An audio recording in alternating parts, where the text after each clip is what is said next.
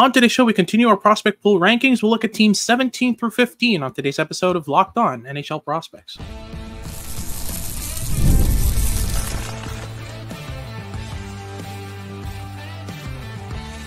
You are Locked On NHL Prospects, part of the Locked On Podcast Network.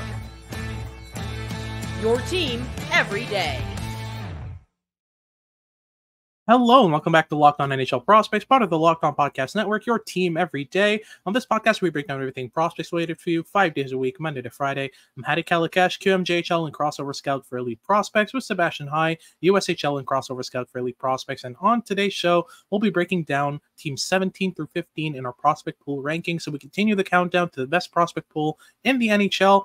And we're going to be looking at St. Louis in the first segment. We're going to be looking at Nashville in the second, and then Buffalo in the third segment. Before getting to any of that, though, today's episode is brought to you by Game Time. Download the Game Time app, create an account, and use code LOCKEDONNHL for $20 off your first purchase. As always, if you're watching on YouTube, remember to like and subscribe. Leave us a comment letting us know what you want us to talk about next. And if you're listening on your favorite podcasting platform, please leave us a rating and review, and make sure to make us your first listen of the day. So let's get started right away here with the St. Louis Blues at 17th overall. It's got a good blend of upside and depth here. But there's a steep drop-off after the 7th or 8th prospect, so that kind of keeps them higher up in our rankings at 17th here. If I remember correctly, they were somewhere in the 20s last time we did this. Let me just go and check. No, they're actually at 17, so exactly where they are.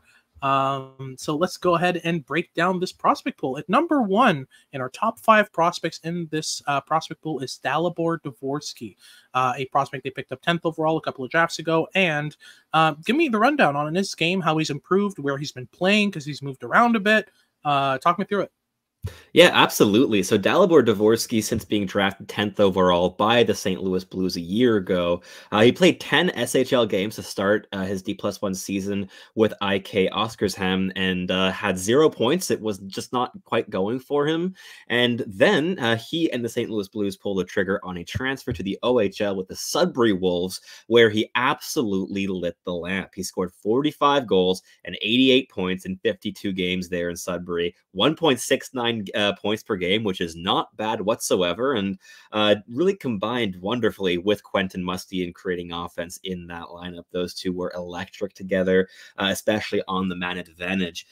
He has a wicked shot, which has I don't know if it's taking steps since his draft year, but he's gotten a lot more intelligence with when he uses it, even though the mechanics have always been way above average in the shooting department. His puck handling's also definitely gotten better by a notch since being drafted, and his physicality continues to improve. He's 6'1", 201 pounds, has some excellent physical mechanics, especially in terms of out-leveraging opponents.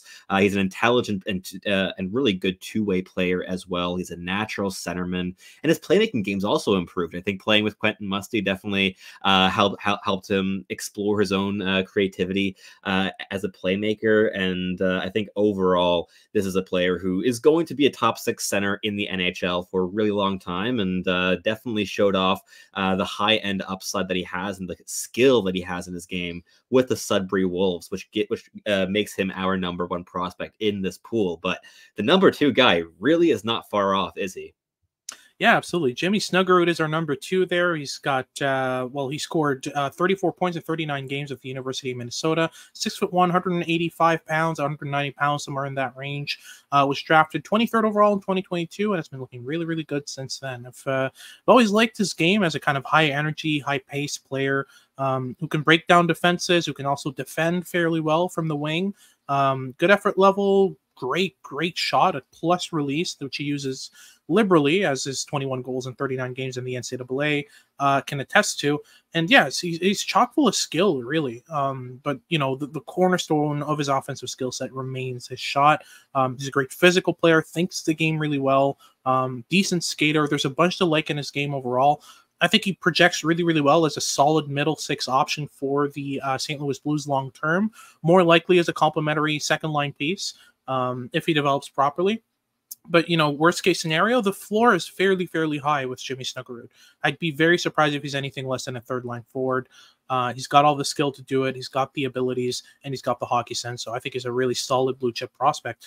We'll move on right over to third overall in our rankings here. And we have Adam Juracek, who they just picked up 16th overall in the 2024 NHL draft. A really physical, violent defender with some decent skill as well. He's fairly smart. The main issue with him has always been the skating. It's kind of been a setback in his game overall. He struggles to get on his outside edges to evade pressure. He's got a bit of a heavy, kind of stompy type of stride, which doesn't make for really good, it doesn't look really good visually, and it does limit him in his game. But when you look at his tools, when you look at his physicality, we've got a decent package to work with there. But with Juracek, what's the real thing? I mean, we're kind of lower on him than consensus overall. What's your kind of read on Juracek, and what holds him back from being kind of higher up in our rankings? A couple of things. I think on the one hand would be consistency. There's definitely been a big variance between his best and his worst games over the last 2 years. And another one is his struggles at the professional level last year. He was really forced into a role with HC Pilsen in the Czech Pro League when he just wasn't ready for it. He played 19 games, got a single assist, and looked outmatched every single shift that I saw of him, basically, in that league. But against his own age group, he's really had some fantastic flashes. But he also missed over half of the season to injury. He got an awful knee injury at the World Juniors against Team Canada in a game. And he still got drafted 16th overall here by St. Louis. Like, the flashes of puck handling, passing, and shooting ability, as well as just like the rampant physicality and the violence that pervades his entire defensive game are definitely things I can see why St. Louis will want to swing on. St. Louis has always been a big fan of players that leverage physical tools to create those advantages in tight and play that nitty gritty game that St. Louis has prided itself for at least the last decade. And I think he'll fit in stylistically into the organization. I just he's a real wild card. Maybe he's able to bounce back from this really poor draft year season that was obviously marred with injury. And really become that standout blue line prospect that he was at the Hlinka last year. He was fantastic in that tournament, and the flashes have been great. But again, inconsistency and question marks of how he plays against professional competition, whereas physicality isn't as big of a difference maker as it is against the junior ranks. But still an intriguing prospect, right shot defenseman, obviously. And so he's here at number 3 and on our board. And at number 4, we have a very, very, very different player here in Otto Stenberg, a player who was drafted 25th overall a year ago by St. Louis, 5'11", 185-pound centerman, who spent this past season playing SHL hockey with Frölunda. He scored 6 points in 31 games. He also got into 9 Hockey Allsvenskan games where he scored 4 goals and 9 points. He won a point a game in that smaller sample, and also dominated for Team Sweden at the World Junior Championship, scoring 5 goals and 9 points in 7 games. This is a really speedy, dynamic centerman who has a lot of skill in his toolkit, and still has some question marks around just how far his skating will take him and where his physical tools will land him at the NHL level. But talk me through here the final one of our top 5, a really interesting prospect in Zachary Bolduc. Yeah, Bolduc is really interesting. He's a fairly driven player with really good skills. Overall, the pace is there, the motor's there, the physicality's there. He's a good forechecker. He can hit. There's a bunch of tools that he's worked through as he progressed in the QMJHL, and then last season went half a point a game in the AHL. Played 25 games with the Blues as well, so just barely makes the cut. This next season is probably going to be a full-time Blue, and we'll probably miss out on our prospect pool next year. But overall, there's just a bunch to like with what Bolduc brings to the game: energy, speed, skill. He's a decent playmaker, a decent shooter. So he's got a great foundation of tools. I'd say he's kind of a jack of all trades in that sense, but I don't really see anything that really kind of he can build his game around and have kind of be his corner or anything that he can build and have become his cornerstone of his skill set. There's some mutedness to his skill. So I still think that Bolduc kind of projects as more of a third line center or winger who can do a bit of everything. but that's still a decent piece in your prospect pool there. A couple of honorable mentions just to close things off. Theo Lindstein, who was drafted 6 picks after Otto Stenberg, has been developing fairly well, has been exploring his offensive game, which is exactly what we were looking for from Lindstein. Overall, he's still a defensive defenseman first and foremost, a player who doesn't really exhibit high-end thinking of the game, but at the same time, he's still able to do what he needs to do, which is shut down opposing top lines. He played really, really well at the World Juniors for Sweden. A decent prospect overall. There's also Zach Dean, who's a decent prospect as well. A player who's above average across the board, I would say, but mainly his standout skills are his shooting and physicality. He's another great prospect in the pool. Yuri Pekarczyk looks really interesting. He's a good stick handler with a really good eye for the game. He feels the game really well. He brings a decent amount of speed, but isn't as agile overall. And then Thomas Mercick is another prospect in that kind of skilled across the board type of mold. He's a better skater than Pekarczyk for sure. Better shooter as well, but the handling, the hockey sense, the physicality are kind of lower end. Mercick is about 5'11", 170. And you can really tell on the ice, but overall the skill set is pretty high end, and he plays for a really good program in Medicine Hat Tigers, so he's probably going to progress well.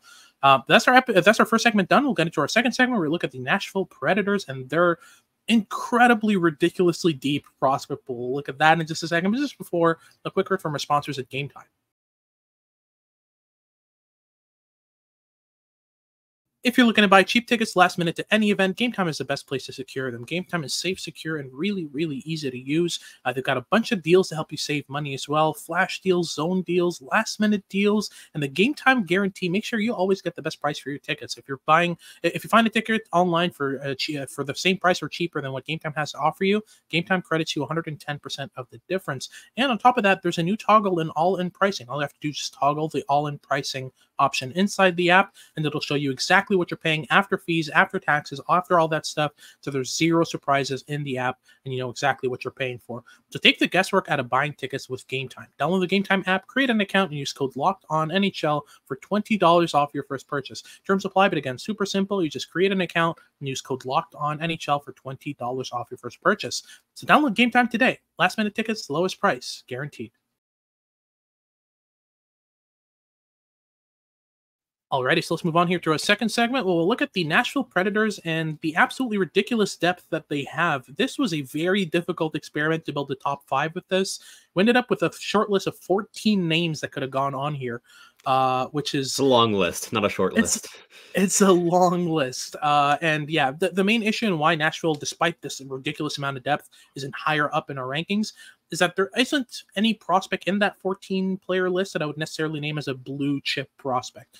They're pretty much all in the same tier, which is, I'd say, a B tier in terms of NHL level prospects.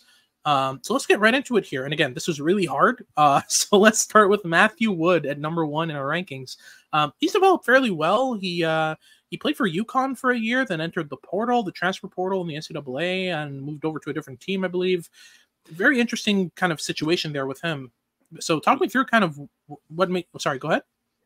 Yeah, like he hasn't actually played with a new team just yet. Like he will next season as he entered the portal just this year. But as you mentioned, he's developed decently well. He's a highly intelligent, wicked shooting winger who is also, as I mentioned, like quite smart. And he's very much diversified his game since entering the NCAA with UConn in his draft year. In that draft year season, he scored 34 points in 35 games with the University of Connecticut, and then as a D+1, he scored 16 goals and 28 points in 35 games.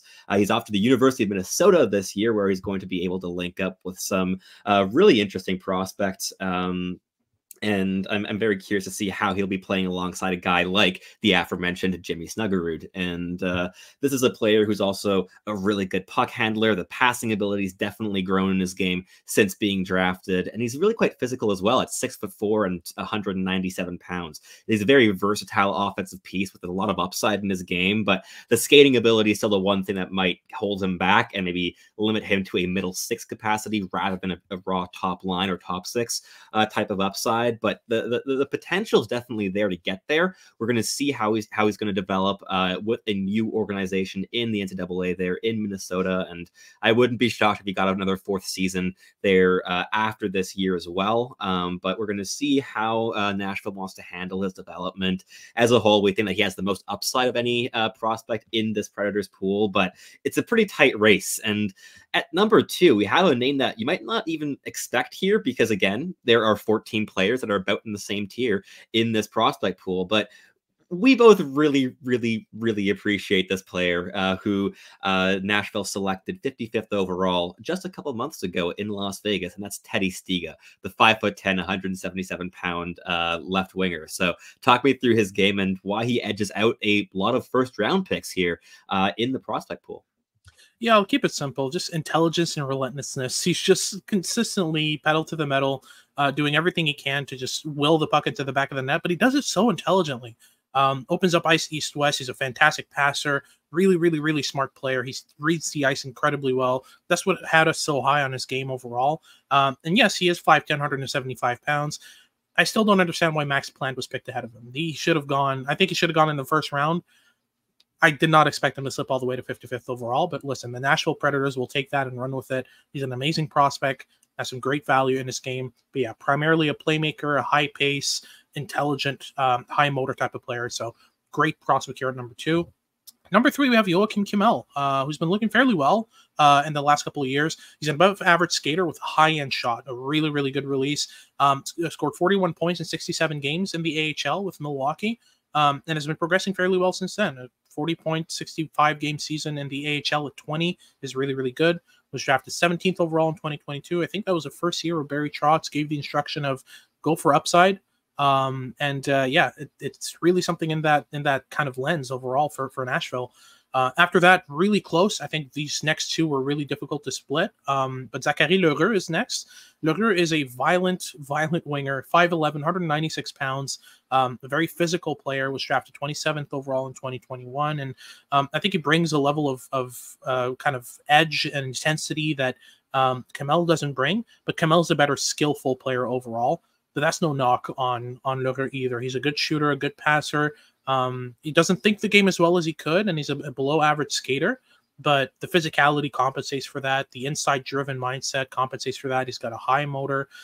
He's still a bit undisciplined, but so far he's been doing really well in the AHL, 48 points in 66 games. I think he's got a decent path ahead of him. So another interesting prospect. And then Yegor Surin, a player that you fought to put in this top 5. Explain to me why exactly Yegor Surin deserves to be a top 5 prospect in this pool.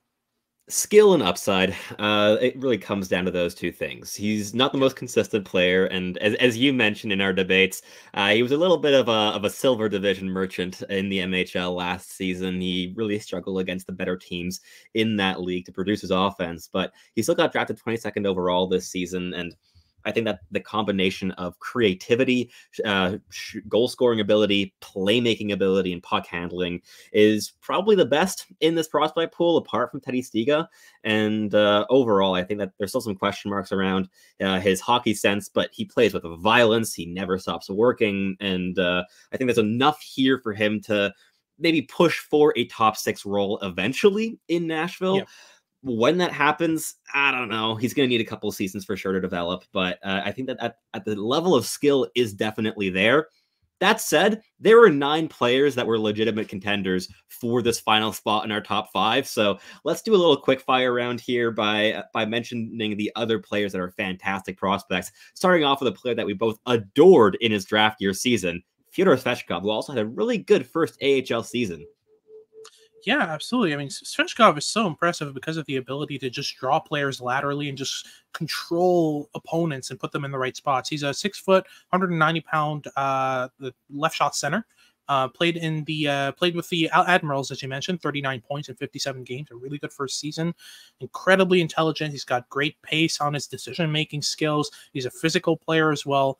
He can kind of spin off of pressure. He can battle along the boards. He can forecheck. He can do a bit of everything, but everything he does is steeped in smarts. It's really, really fun to watch him go about it. He was drafted 19th overall in 2021 and has developed fairly well since. Didn't crack the KHL and struggled to do so when he was bad, when he was kind of whittling away in the VHL there, but his move over to the AHL has given a bit more promise to his upside. There's also Tanner Molendijk, who's one of the best rush defenders outside of the NHL in terms of prospects. Really, really good skater with amazing rush defending tools. You have David Edstrom, who they just acquired for Yaroslav Askarov, who didn't even make this top 5, which is astounding and is a testament to how good this pool is. Andrew Gibson, Aiden Fink, Miguel Marquez, Reed Schaefer, Kalen Lind, Joey Willis, Felix Nilsson. The list is long and very extensive, and a lot of these guys are favorites of ours, including, the likes of Svechkov, Molendijk. Felix Nilsson's a favorite of both of ours as well. Miguel Marquez. I banged the drum for this kid pretty much all year. You can attest to that, Sebastian. Oh, yeah. Overall, this is a fantastic prospect pool, a very deep one. But the issue is, like we mentioned, there isn't a blue chip prospect. All of these guys are pretty much in the same tier, which is good in terms of, the Nashville Predators drafted all these guys in the same 3-year window. It's going to be great for them in a year or two when all of these guys start graduating together. It's just that I can't really name you a particular prospect that's on the level of a Dvorsky or a Snuggerud, or later on when we talk about Buffalo, we'll give that example as well. But either way, that's our second segment done. We'll get into our third, where we talk about Buffalo and their prospect pool. We break down their top 5 and their depth of prospects. But before we get into that, it's a quick word from our sponsors at FanDuel. You've heard us talk all about FanDuel, America's #1 sportsbook. Well, we have something a little bit different for you here today, because now through September 22nd, all FanDuel customers can bet $5 and get a free 3-week trial of the NFL Sunday Ticket on YouTube and YouTube TV. Then with the YouTube TV base plan, you'll be able to watch every regular season Sunday afternoon out-of-market game. All you need is a Google account and a current form of payment, and you can cancel anytime. Whether you want to take your big swings on American football or European football, now with the Champions League and all the big leagues getting going, the choice is yours. Or maybe you're partial to golf or tennis. There's a lot of different sports that you can choose from there with FanDuel, and the NHL is just over a month away, so a lot to get excited for. So just visit FanDuel.com and download America's #1 sportsbook.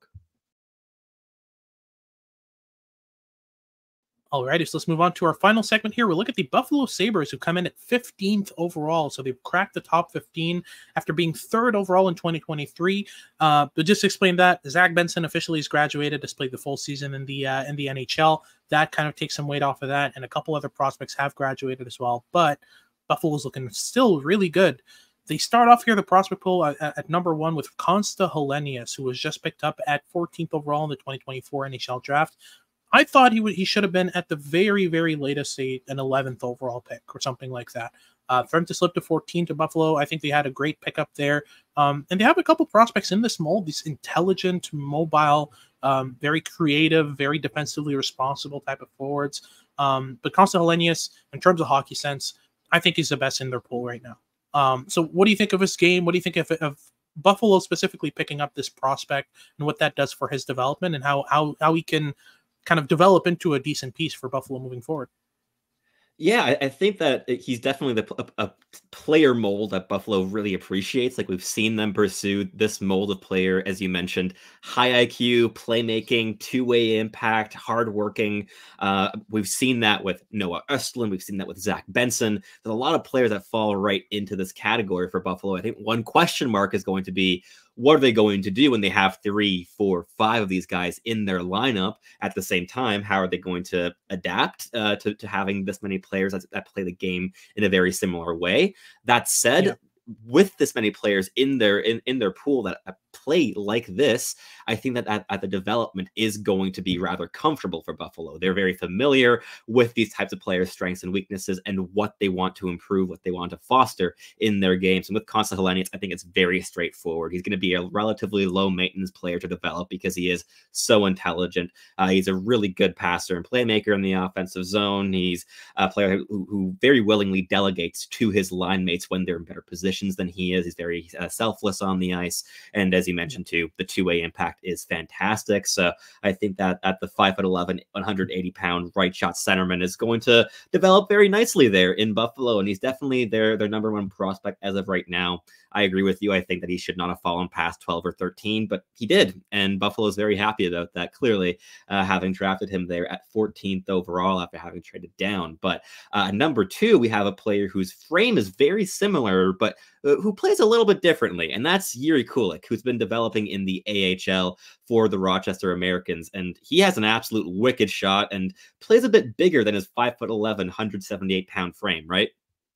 Yeah, absolutely. He's a player who, regularly uses his pace to get around players, to pressure guys on the forecheck, create turnovers, and he's really, really good at shooting off the cycle, which feeds into that forechecking skill really well. A lot of his sequences come off, he's able to score off the rush, but it's a skill to be able to score off the cycle like he does. He turns the puck over on the forecheck. He creates a turnover on the forecheck, retrieves the puck, passes it, receives it back in an area, and shoots the lights out. Is a really, really good prospect. I love what he brings to the game. He's defensively responsible as well. He's played a game so far for the Buffalo Sabres. So yeah, Jiri Kulich is an amazing prospect. I think he's great, and he probably could have been at first overall here. There's an argument to be made, but Helenius' hockey sense takes over, in my opinion. Kulich is a good thinker of the game. He's not on the level of Helenius, so that's the main difference there. We also have Noah Östlund here at 3rd overall, who's, that's a great 3rd prospect to have in your pool. Amazing passer, amazing thinker of the game as well. Again, he's one of those molds of players where the hockey sense is off the charts, the playmaking skill is off the charts, the defensive skill is there as well. But he's more offensive leaning, in my opinion, than Konsta Helenius. He's got a bit more punch to his playmaking skill, to his shooting, to his playmaking, to his stick handling than Helenius does. And even though he has the hockey sense to be able to rely on it when it comes to passing, he doesn't exclusively rely on hockey sense to make passes like Helenius does. That's the difference there. But Helenius is way better defensively. Honestly, I think there's a world where Helenius plays in the NHL this next season. I don't think it's impossible. I don't think it'd be the best thing for his development, but I don't think it's impossible that we see Helenius, that we could have seen Helenius in the NHL this year. And at 4th overall, Isaac Rosan isn't bad either. 50 points in 67 games in the AHL. He played in 7 NHL games this past year. Incredibly pacey, incredibly fast, a really good playmaker and stick handler. He's got a lot of skill to him and a lot of pace. He's less defensively responsible and still, I would say, still a bit raw at 21 years old. But he's a great shot at playing NHL minutes this next season. He's proved what he had to prove in the AHL. I think it's just a matter of time before we see him play full-time NHL minutes. And finally, at 5th, we have Anton Wahlberg. I'll let you take it away on him because you put me on him, you made me like him, and you like him more than I do. So go for it. I do indeed. I'm a very big fan of Anton Wahlberg, and there's definitely some competition here for the final slot in our top 5. We also quite appreciate the games of players like Maxim Strbak and Victor Nuchev comes to mind, and even Adam Kleber was a really good pick in the 2nd round this year. But Anton Wahlberg wins out the 39th overall selection a year ago for Buffalo. 6'3", 192-pound centerman who is all skill. This is a skill player first and foremost. Don't look at the frame and think that this is a raw power forward. There's definitely power elements in his game, but it's a soft skill that makes him special. Yes, he's physical. He can play with violence. He can out-leverage opponents, certainly, but it is the puck handling, the dynamism, the creativity with the puck on his stick, his ability to find small seams, small gaps in defensive coverage, and also to manipulate defenses that really makes him stand out. Last season, he played in the SHL with the Malmö Redhawks, scoring 5 goals and 10 points in 43 games. It was a depth role, but it was nice to see him continuing in the SHL, where he also played a little bit in his draft year. And he also got into 9 games with the Rochester Americans at the end of the season.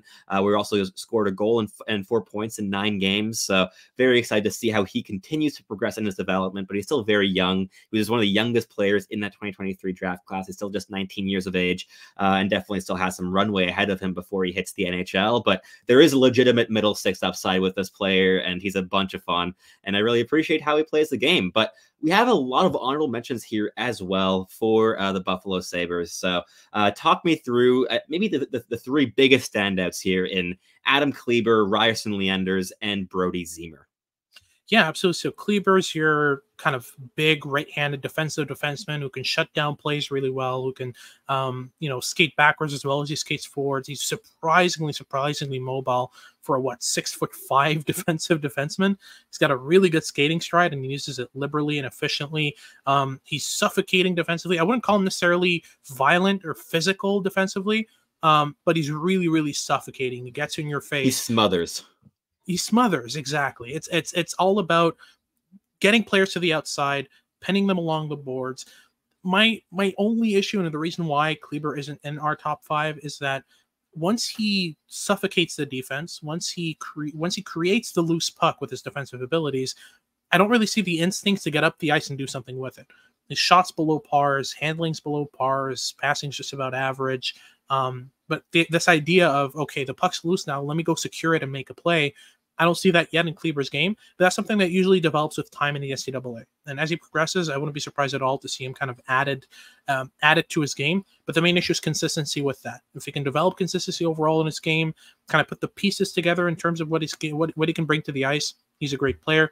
Bryson Landers was one of my favorite goaltenders in the draft this past year, but unfortunately he's 6 foot, so that means he's a bust according to NHL teams. But overall, really mobile, really good puck tracker, one of the best puck trackers in outside of the NHL in terms of prospects.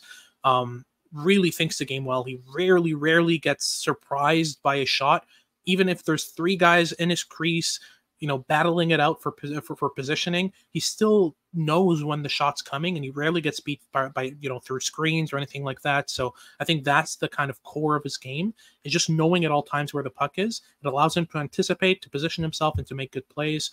But that's not all in their roster. We obviously mentioned Brody Ziemer, a physical kind of shooting power forward type of player, who brings a bit more motor and snarl to the game than skill, but he's still a really good shooter. He can shoot in motion off the one-timer. He's got some decent shooting skills as well. Then we have Victor Nuchev. Luke Osborne is a favorite of both of ours. And I want to highlight Vysavola Komarov, who was the QMJHL Defenseman of the Year last season, put up 50 points in 38 games with the Drummondville Voltigeurs in the QMJHL. So not a bad prospect either. He's got some decent skill. But there's names upon names, and we got to stop things here. That's been the episode here. Thank you very much for tuning in. If you're watching on YouTube, remember to like and subscribe. Leave us a comment letting us know what you want us to talk about next. And if you're listening on your favorite podcasting platform, please leave us a rating and review, and make sure to make us your first listen of the day. For your second listen of the day, make sure to check out Locked On Sports Today. They've got all your news and updates about what's going on around sports. And make sure to tune in for our future shows as we continue our prospect coverage for the month of September. This has been Hattie Kalakash with Sebastian High, and we hope you tune in next time.